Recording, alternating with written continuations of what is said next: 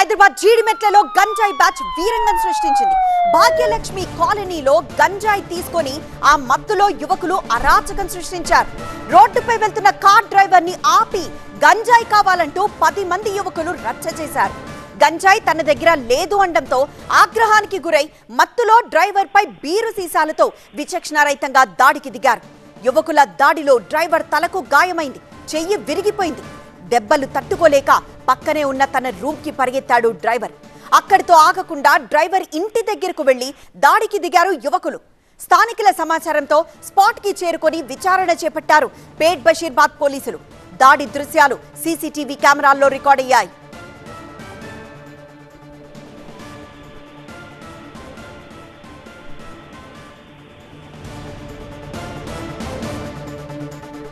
హైదరాబాద్ జీడిమెట్లలో గంజాయి బ్యాచ్ వీరంగం సృష్టించింది.